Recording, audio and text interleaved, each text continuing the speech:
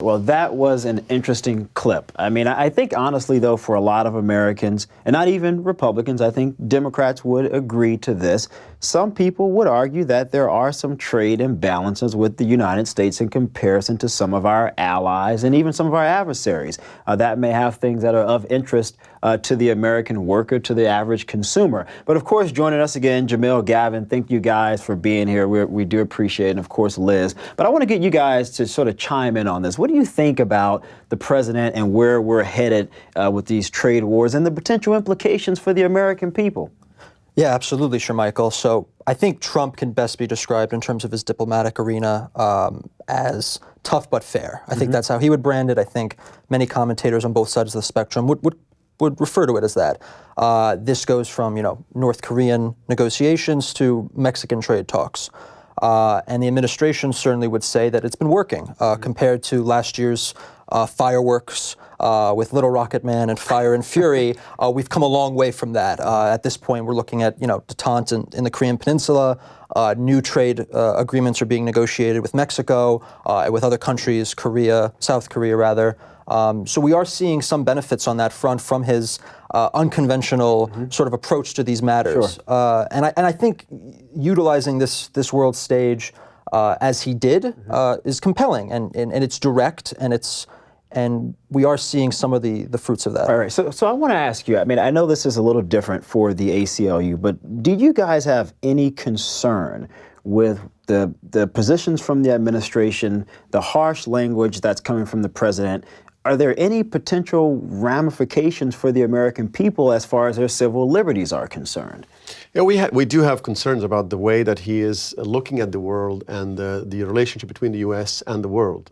He is advancing this, what I think is a self-defeating America First agenda, which basically says the U.S. has nothing to do with internationalism, has to do with the global institutions that we created after World War II that promote peace, security, and human rights and prosperity. Right. And he is thinking that it's just another real estate deal that we deal with other countries based on those things that he's used to.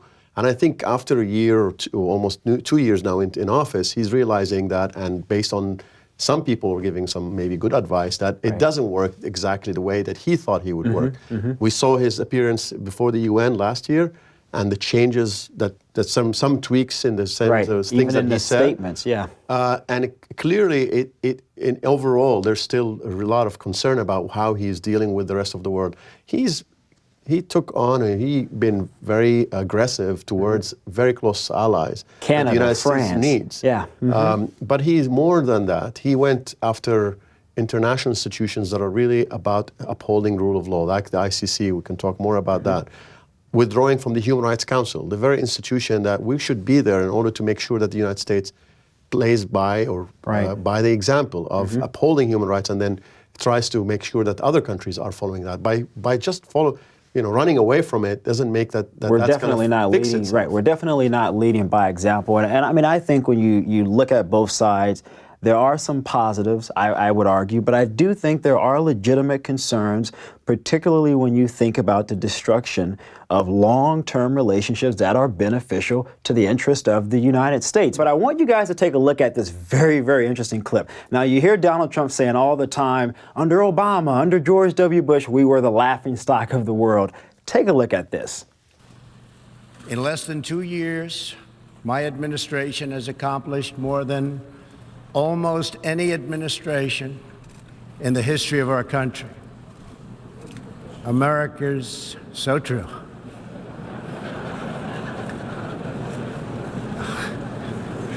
Didn't expect that reaction, but that's okay.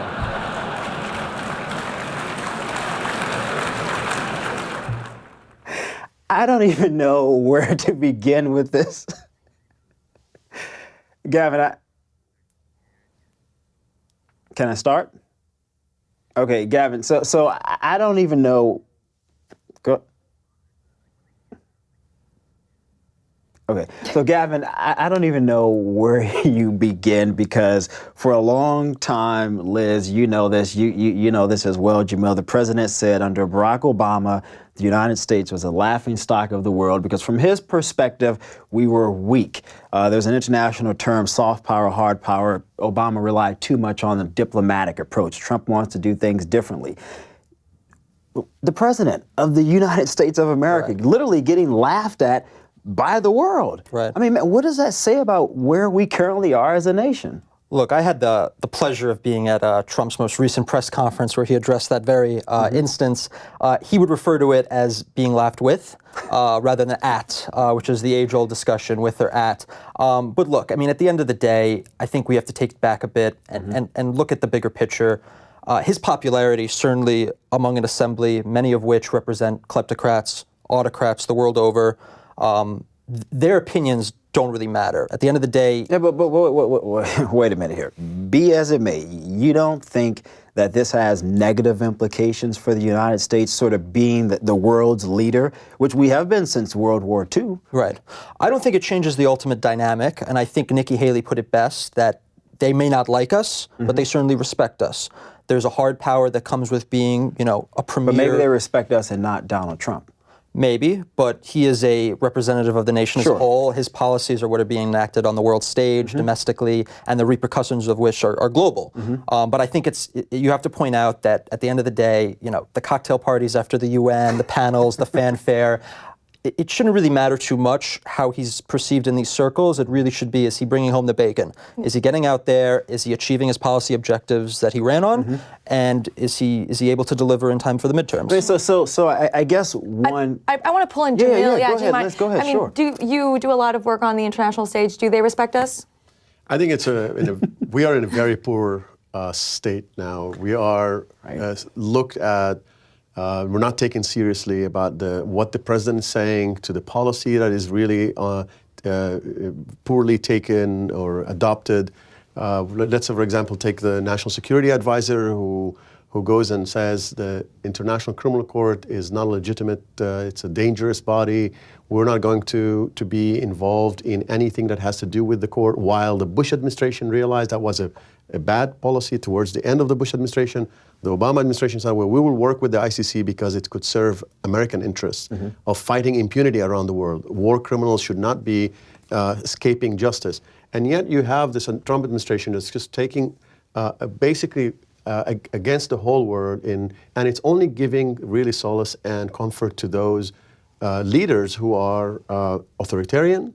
We've seen it from the Philippines to Hungary to other places, and even in places where I come from. I come from as Israel as a country. You can see that playing out as well. So I think it's a really important to remember how does the United States have gained that power after World War II, and where is Trump is taking it. And I think if Trump is trying to take the United States before pre-World War II, even back to the 19th century, some would argue, where the United States was like, well, we are on our borders, we don't care about, we're not going to interfere with the others.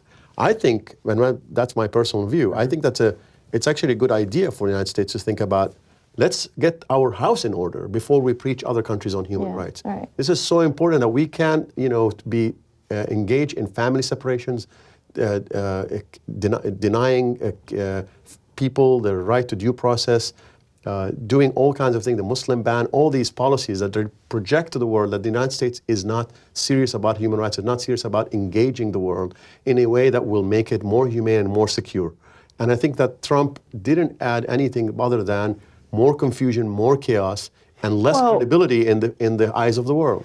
I mean, I don't know if I could push back a little bit on this, but I think we have made progress with North Korea.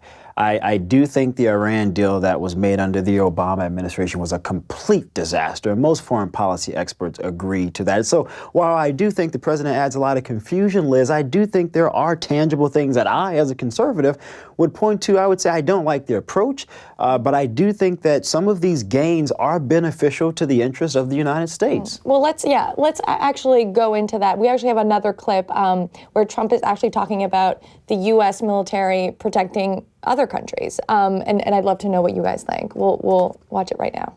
Many other things, even military protection. I told a number of countries over the last few days. I said, listen, you're a very rich country. We protect you. Without our protection, you would have real problems. And you would have real problems. I said, you should reimburse us for this protection. Why are we protecting you? And do you want to know what they said? After about 2 minutes of talking, they agreed with me. And you can ask this group of very talented people. They agreed with me. But they said, one of them said, but Mr. President, nobody ever asked us for that. They never asked us for that. Nobody.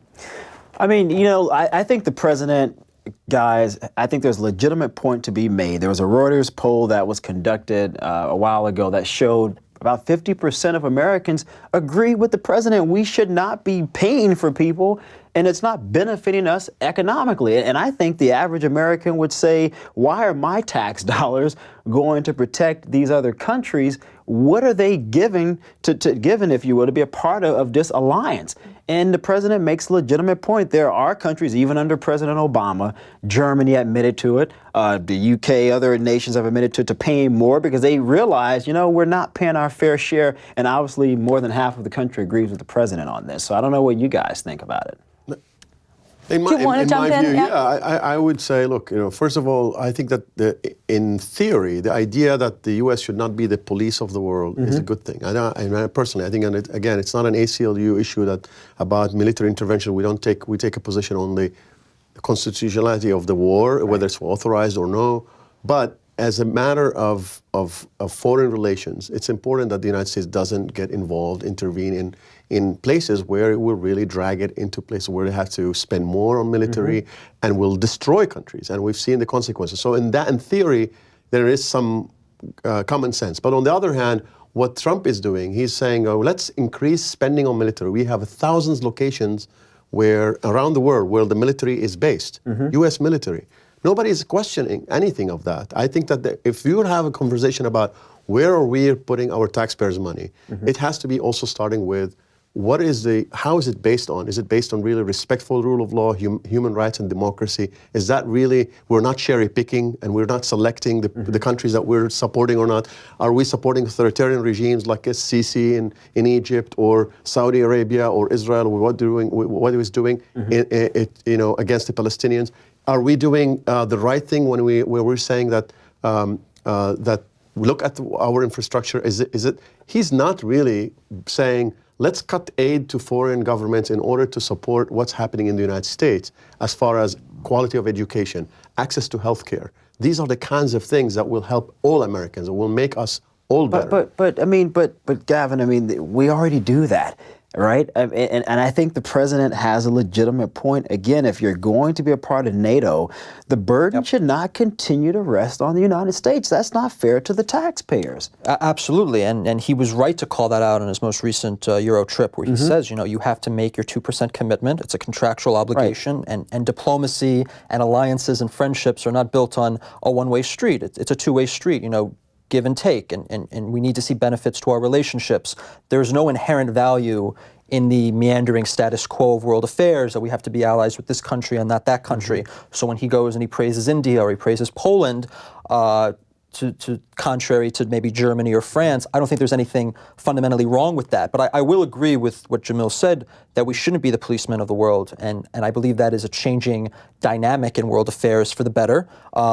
But at the same time, I wouldn't argue that we're necessarily pulling out of the international stage. I mean, we're still funding almost a quarter of the UN budget. We're still involved in a variety of international affairs and critiquing some of the structural problems inherent in the UN or in the WTO or in OPEC. I mean, I can't believe people are actually defending OPEC of all organizations that he criticized. But criticizing these structural flaws does not make him anti-international. It makes him a reformer, and that's how I think we should look at this. And that's a good thing. That there's things to see. That's a good thing, Liz.